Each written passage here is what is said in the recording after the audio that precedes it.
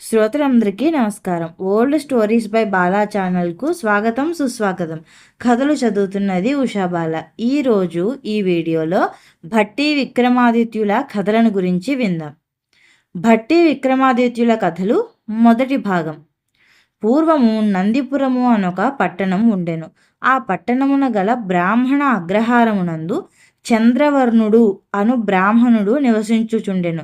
అతడు సకల శాస్త్రములు శ్రద్ధగా చదివి గొప్ప పాండిత్యం సంపాదించెను. అయినను అతనికి తృప్తి కలుగలేదు. తనకు తెలిసిన విద్యలు కాక ఇంకనూ ఎన్ని విద్యలు గలవో అన్ని విద్యలను అభ్యసించవలనని తలంచుచుండెను. అట్టి తలంపుతో నతడు పిల్లనిత్తుమని వచ్చి అడిగినను వివాహమాడుటకు ఇష్టపడక బ్రహ్మచర్యమును అవలంబించి సర్వకాల సర్వావస్థలలో జ్ఞానార్జనకై ప్రయత్నించుచుండెను.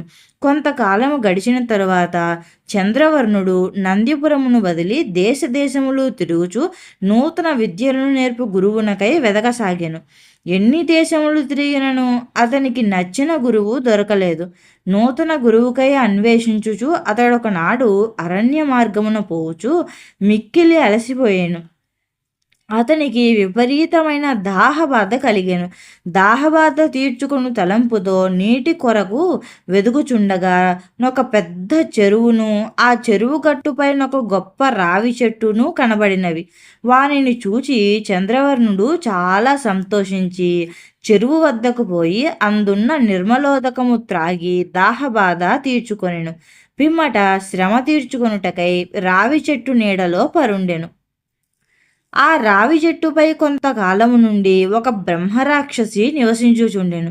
ఆ రాక్షసి సకల విద్యలు నేర్చిన దిట్ట. ఆ రాక్షసి బ్రహ్మలోకమును కోరి తపస్సు చేయుచుండెను. అతడు ప్రతిదినము తపము ముగిసిన పిమ్మట చెట్టు నుండి క్రిందకు దిగి చెరువు వద్దకు పోయి అనుష్ఠానములను తీర్చుకొనుచుండెను. మామూలు ప్రకారము ఆ రాక్షసి చెట్టు నుండి కిందకు దిగి అచ్చట గాఢ నిద్రలో మునిగి ఉన్న చంద్రవర్ణుని చూచి జాలిపడెను. దగ్గరకు వెళ్ళి అతనిని మేల్కొలిపి, ఎవరు నీవు? ఇచ్చటకేల వచ్చితివి? నీ నివాస స్థలమేది? ఏమాత్రము దాచక చెప్పుము అని అడిగాను.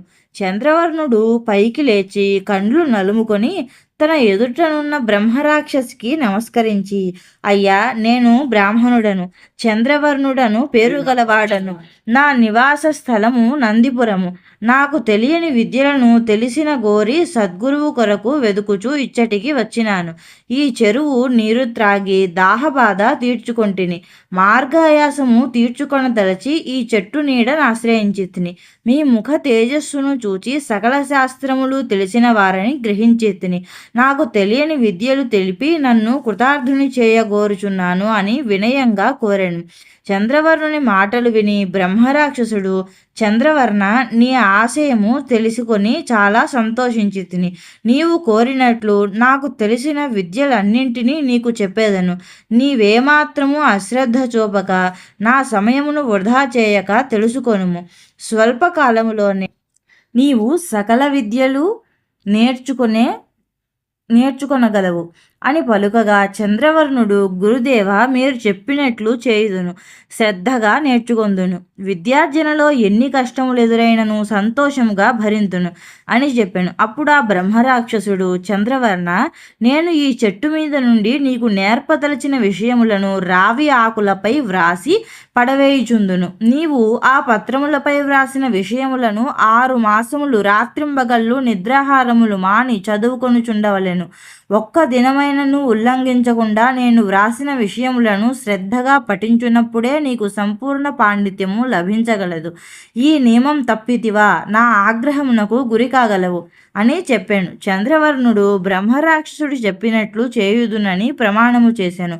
అప్పుడు ఆ రాక్షసుడు చంద్రవర్ణునికి ఒక మంత్రమును ఉపదేశించి, దీనిని అనుష్ఠించినచో నీకు ఆకలి నిద్రలు కలుగవు అని చెప్పాను. చంద్రవర్ణుడు భక్తి శ్రద్ధలతో ఆ బ్రహ్మరాక్షసుడు చెప్పినట్లు చేయుచు 6 మాసములలో సకల విద్యలు చక్కగా నేర్చెను. బ్రహ్మరాక్షసుడు చెప్పిన మంత్రమును పఠించుచు 6 మాసములు ఆకలి నిద్రల బాధ పొందుకుండెను. ఇంతలో ఆ బ్రహ్మరాక్షసుని తపస్సు పూర్తి అయినది. అతనికి కలిగిన శాపము తీరినది. అంతనాతడు దివ్యమైన తేజస్సుతో ప్రకాశించసాగెను. చంద్రవర్ణుడు అతనిని దివ్య రూపమును చూచి ఆశ్చర్యపడసాగెను. అతనిని చూచి దివ్య రూపుడైన బ్రహ్మరాక్షసుడు, చంద్రవర్ణ, నేనొక శాపమున ఇచ్చట బ్రహ్మరాక్షసుడనై పుట్టితిని. బ్రహ్మను గూర్చి తపస్సు చేసి శాప విముక్తుడనైతిని. కొద్దిసేపటిలో నేను బ్రహ్మలోకమునకు పోవుదును అని చెప్పుచుండగా బ్రహ్మరథము వచ్చి అతని ముందు ఆగెను. అతడు ఆ రథమునెక్కి, చంద్రవర్ణ, నీవు సకల విద్యా శారదుడవైతివి.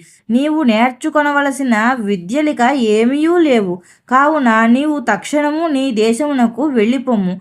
రూపలావణ్యములు గల కన్యను వివాహమాడి పుత్ర పౌత్రాభివృద్ధి కలిగి సుఖముగా బ్రతుకుము అని ఆశీర్వదించి అంతరిక్షమునకు పోయెను. ఆ తరువాత చంద్రవర్ణుడు ఏ విధముగా వివాహమాడినాడో, అతనికి ఎటువంటి పుత్రులు పుట్టినారో ఆ తరువాతి కథను మరొక వీడియోలో చూద్దాం. ఈ కథ కనుక నచ్చినట్లయితే నా ఛానల్ను లైక్ చేయండి, షేర్ చేయండి, సబ్స్క్రైబ్ చేసుకోండి. మళ్ళీ మరొక వీడియోలో కలుద్దాం. అంతవరకు నమస్కారం.